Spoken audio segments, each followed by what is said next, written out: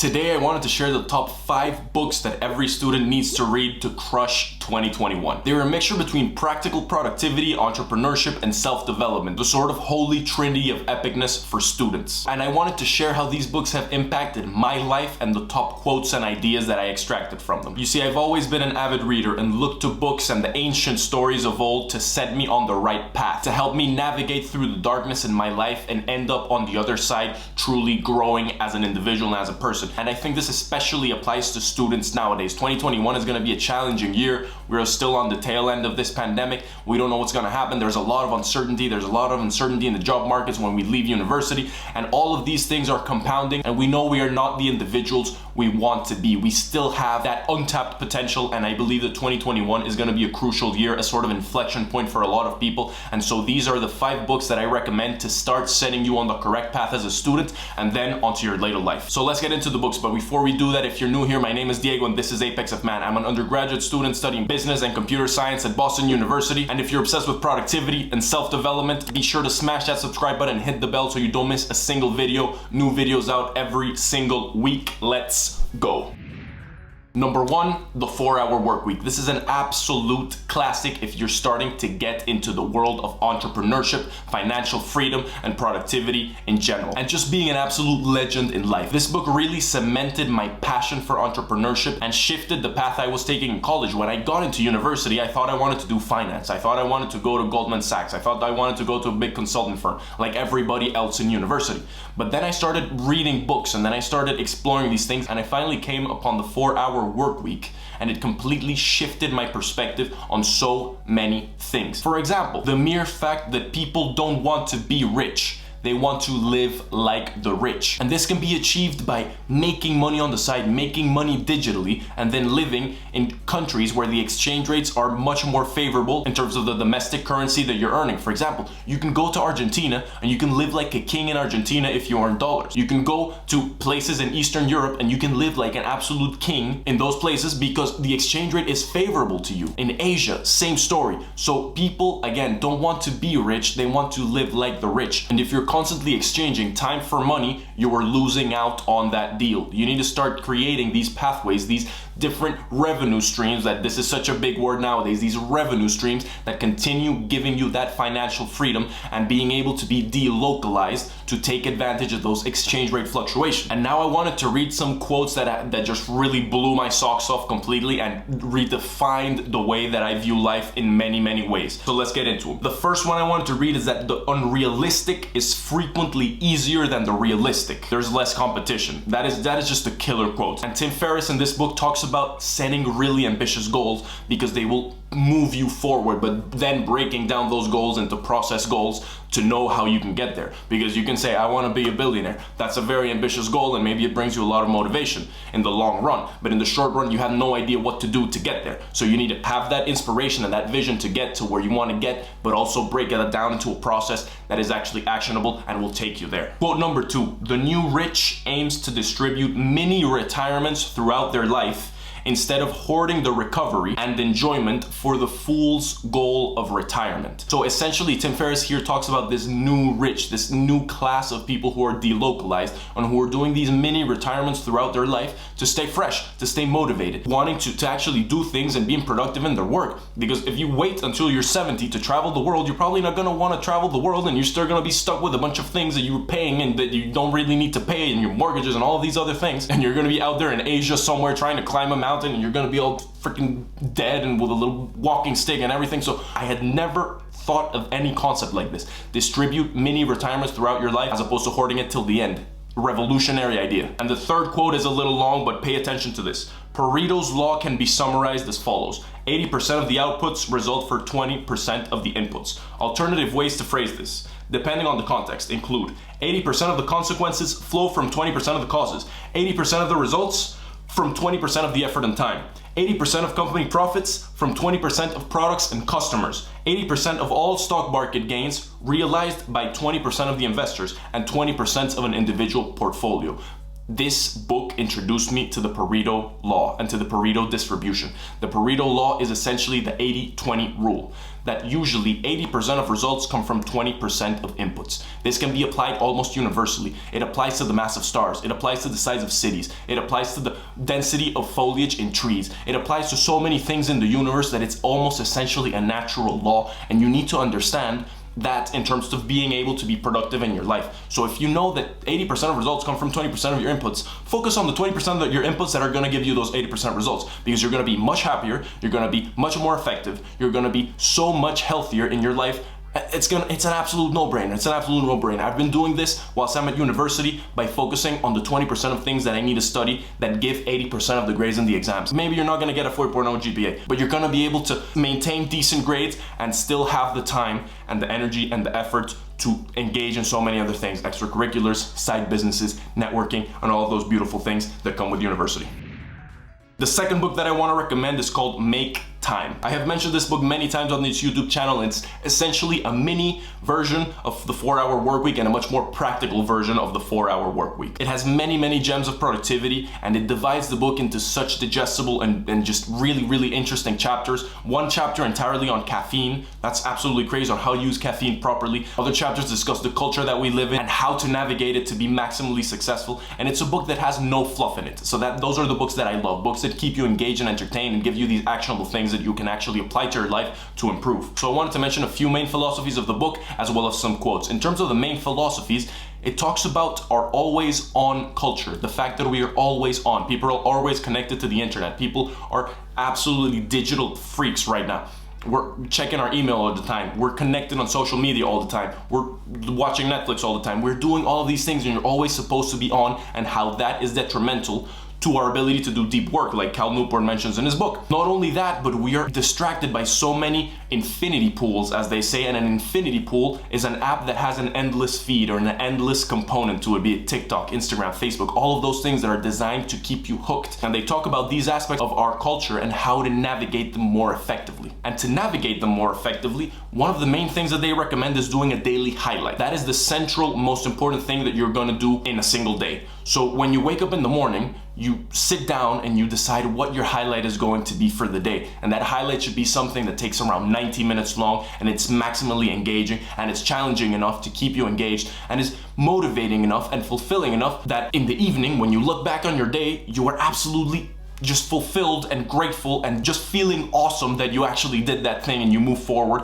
and you're actually growing as a person. Now, I wanted to mention a few quotes that I found completely blew my perspective on a lot of things regarding our culture, all of these digital excesses that surround us. With the average person spending 4+ hours a day on their smartphone and another 4+ hours watching TV shows, distraction is quite literally a full-time job. That is absolutely insane. I've mentioned in a few other videos that distraction today is absolutely crazy. Man, 4 hours a day watching TV, another 4 hours on your phone. That is 8 hours a day. That is a full-time job. That is a third of your life. If you expand that out, that is 33 years of your life. Absolutely ridiculous. And the other 33 years you spent sleeping. And the other 33 years you spent studying or working. So the only 33 years you have left, the only third of your life you have left, you're gonna spend it watching TV and looking at your phone. So many missed opportunities, and so many beautiful things you could have engaged in, you could have developed. You could have developed craft, you could have mastered a sport, an instrument. You've got to have better relationships. Focus on these things, understand the economic value of your time. That is a teaching that I really extracted from Make Time. And another fantastic quote from Make Time says, when you're deprived of distraction, you may feel bored. But boredom is actually a good thing. Boredom gives your mind a chance to wander, and wandering often leads you to interesting places. Do not be afraid of being bored. Embrace that boredom. Understand that that boredom fuels creativity, fuels self-development, and fuels your growth as a person. The third book I wanted to recommend is 12 Rules for Life. This book needs absolutely no introduction, and I truly recommend that you read it this year, not only because of the content, but because in the next month, in early March 12 more rules for life is going to be coming out, Beyond Order. I'm super excited for that. We're probably going to be reviewing that book in our podcast. Be sure to check out our podcast. I'll leave the links down below. We have a few episodes up there. It's a really more casual way in which I and a friend engage in some conversations. We bring in some guest speakers and we engage in all of these same topics that we're talking about on this YouTube channel, but in a more casual way, in a more long form way that I'm sure you're going to find a lot of value from. We truly enjoy them. These are conversations that we've always had, and so we decided we wanted to share them. So be sure to check out the Apex of Man podcast in whatever platform of podcast that you use. Spotify, Apple Music, podcasts, Google Podcasts, it's everywhere. It's absolutely everywhere. There's no excuse not to listen to it. The links are gonna be down below. So this book, 12 Rules for Life, is the single most influential book in my entire life. It's the book that kickstarted my self-development journey. And if you know of any other book that talks about lobsters, about Bible stories, about Buddhism, about petting cats on the street, and about the psychological profile of school shooters, and ties it up in a beautiful package and a really profound package of self-development, I'm waiting. Leave it down in the comments because I have no idea of any other book that is even remotely similar to this one. This book allowed me to stand up straight with my shoulders back, rule number one, and it allowed me to move effectively and successfully through the world. This allowed me to improve my relationships with my family, with my girlfriend, with my friends. This allowed me to improve my relationship with my academics, with my professional life. This allowed me to improve my life in so many immeasurable ways that I truly think it's necessary for students, because it's fine that you read all of these books on productivity, and it's fine that you read all of these books on being more effective and efficient as a person, and all these little hacks that will improve your life, and they surely will. But if there's no meaning and no foundation and no structure behind all of that productivity and all of that moving forward, you're gonna be lost. And that productivity is not gonna take you into the long term because there's no why behind your how. And a few of the things I wanted to mention about 12 Rules for Life that I've really extracted and found a lot of value are the following. The yin and yang symbol, the Taoist symbol of chaos and order. One is chaos, the other is order, and within chaos you find that little circle that is order, and within order you find that little circle that is chaos. And the optimal path is the divine path that you navigate between both chaos and order, where you are maximally engaged because you're traveling into the unknown and you're traveling into a space that you're not familiar with, but you're also not reckless. You're also moving forward, applying the things that you already know. That's the order aspect. So you're engaging with chaos with the framework of order that you already have built into you. And walking that divine path has truly revealed the correct path for me to move on in my life. And I believe it will reveal the same path to you. And now I wanted to mention two of the rules that have really impacted my life. They're absolutely crucial. Rule number 4, compare yourself to who you were yesterday, not to who someone else is today. That rule is just absolutely incredible. If you have problems with maintaining engagement in your life, if you have problems comparing yourself to others, that is so prevalent in today's social media generation, be sure to apply this rule and constantly recognize where you've come from, what you've achieved, and what you want to achieve. And rule number 10, be precise in your speech. Speech is the way we negotiate truth, is the way we find truth, is the way we express ourselves. So if you can develop the ability to speak, that will not only improve your relationships, but it will improve your professional capabilities and will improve your life in university. It will improve so many aspects of your life that it's an absolute no-brainer. Develop the ability to speak. Don't curse needlessly. Don't use filler words that don't mean absolutely anything. Don't speak like everybody else speaks because you think it's cool and because you think you're gonna be part of a group or something. Be sure to develop that ability to speak, become eloquent, and truly use speech to your advantage and to express the meaning and the purpose and the truth of life. Number 4 is how to win friends and influence people. This is the magnum opus of relationship building books. Dale Carnegie is an absolute magician at this. I read this book on Audible a while back and it has truly stayed with me because I believe that relationship building and knowing how to create a healthy network is the single most important skill that you can develop, not only as a student, but to be effective in later life. Not only does it give you tips on how to improve your relationships, it breaks them down into 3 very interesting themes, including how to make people like you, how to win people over, and how to be a successful leader. It's a very varied book that is full of so many stories and so many metaphors and so many practical, actionable steps that you can take to improve your relationship. It's such a good book. I truly recommend it. And I wanted to read these 3 quotes that truly kind of blew my mind in terms of how to be more successful in terms of your relationship building. Listen to this. It isn't what you have or who you are or where you are or what you are doing that makes you happy or unhappy. it is what you think about it. This is a Stoic teaching. You need to start controlling your internal and stop letting yourself be influenced by your external. That way you will be able to be such a successful human being and build those great relationships. Number 2, when dealing with people, remember you are not dealing with creatures of logic, but with creatures bristling with prejudice and motivated by pride and vanity. You need to understand this, because that way you will be able to formulate your speech and change the way that you engage with people, because you understand that you are a creature of pride and vanity, and you understand that everybody else is too. So you can transcend that and understand how to communicate more effectively to get things done and build better relationships and truly care for people so they care for you. And number 3, very practical. Names are the sweetest and most important sound in any single language. In university, you need to learn the names of a lot of people. My university has 33,000 students. I know most of universities are not that big, but when you start meeting new people, you need to remember their names. I'm really bad at remembering names, but I've created these systems to improve my ability to learn names and to truly engage with the person that you are. Because imagine meeting someone today and you haven't spoken to them in 2 months, you see them and they say, "Hey Diego, how are you? It's so good to see you. It's been 2 months. How's your family? How's your girlfriend? Whatever." Man, that is such a refreshing thing. That is a thing that connects you to another person so closely that they remember your name, they remember your family's names, and they remember all of the things that are important to you. Be sure to develop that. It's crucial.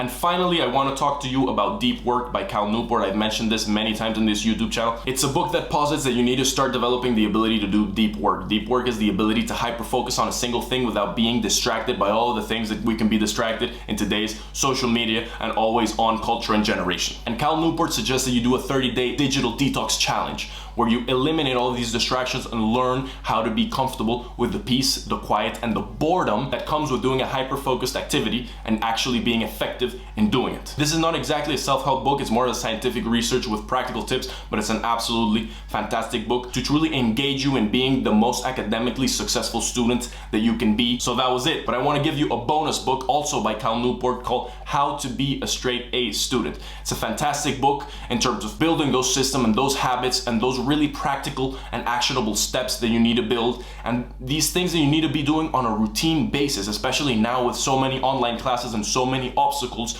to successful learning. We are struggling to maintain our grades up. We are struggling to keep that motivation in terms of doing all the work that you need to do, all the projects and all the coursework that you need to do. So be sure to check Deep Work as well as How to Be a Straight A Student by Cal Newport. So those were the 5 books that I wanted to share, and the 5 books that have truly impacted my life as a student and I believe will impact yours and allow you to crush 2021, because it's a year we all need to crush. And if you're still hanging around here, be sure to smash that subscribe button and hit the bell so you don't miss a single video, and leave me a comment if you've read any one of these books and which one has been your favorite and what has been the most important thing that you learned from it. I would love to hear that in the comments. Leave a like. Again, all of these things allow us to keep growing this channel, growing our community, and helping other people in terms of their routine, their habits, and how to be successful students. So thank you very much. If you're interested in more videos like this, be sure to check this one out on how I got a 4.0 GPA at Boston University during quarantine, and also this one on how to stop being tired all the freaking time as a student. Thank you so much for your support. See you in the next video.